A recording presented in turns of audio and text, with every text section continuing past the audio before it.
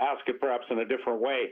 Concerning the anti-oil comments of yesterday, what would you say to Mr. Blanchet if you actually were talking to him directly about his comments he made about the oil industry?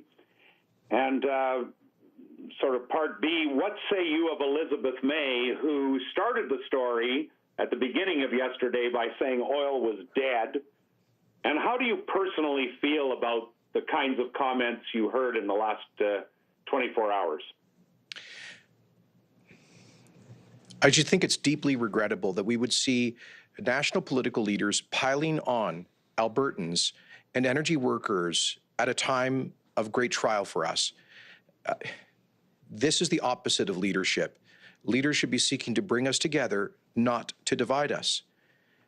The Canadian energy industry has done more than any in modern Canadian history to create jobs and prosperity, to fund social programs and government services, and to unite Canadians with our equalization payments and transfers across the country, to which Alberta has contributed over $600 billion in recent decades, thanks largely to our energy resources.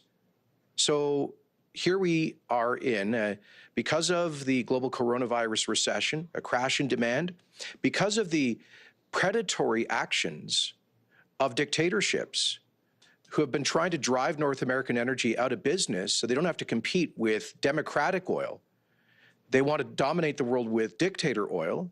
Because of their irresponsibility, we've seen the lowest prices in history, which has even worsened an already terrible economic crisis in this province and therefore in this country. And so I would say to Mr. Blanchet and Madam May, please stop kicking us while we're down. We Albertans have been generous, and we will continue to be generous. But these attacks on our natural resource industries are unwarranted. They are divisive. They're, I believe, in a way, un-Canadian at a time like this. It's like blaming the victim. You know, those who say, these two leaders who say that the energy industry is dead, well, I would remind Mr. Blanchet that in Quebec, they consume 60,000 barrels of oil a day, and in recent years, they've had record sales of SUVs, of heavier cars. Quebecers love taking airplanes to vacations and points south. They enjoy the benefits of living in a modern industrial economy, which is predicated on access to affordable energy, much of which, half of which for Quebec, comes from Alberta. And if it didn't come from here, it would be coming instead from the United States and from OPEC dictatorships. Mr. Blanchet said that Albertans have been sending, quotes, a string of insults to Quebec. Nothing could be further from the truth.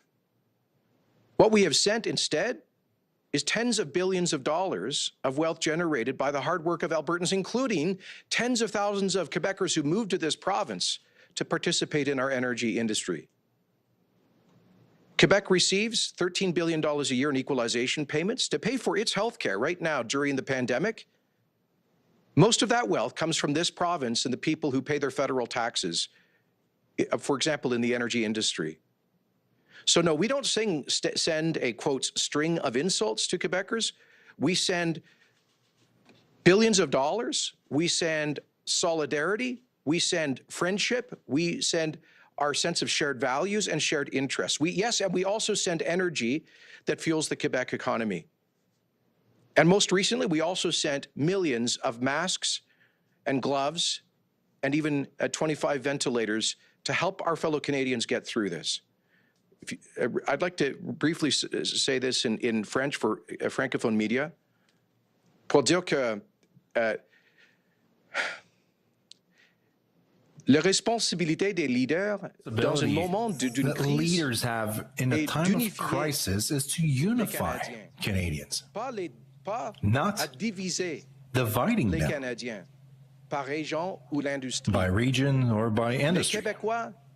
Quebecers benefit largely from the wealth of resources in Alberta, Quebec receives $13 billion every year from per-equation payment. The majority of those monies coming from Albertan taxpayers, particularly from the energy sector. Quebecers are consuming 60,000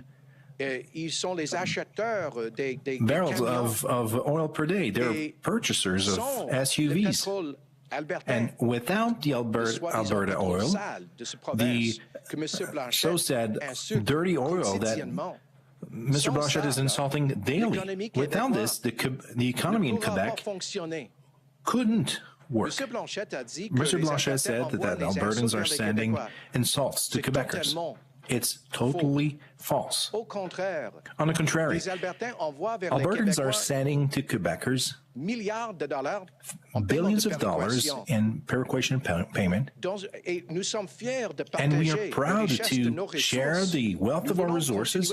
We want to continue to do so. He said it was the end of the oil industry. But in fact, the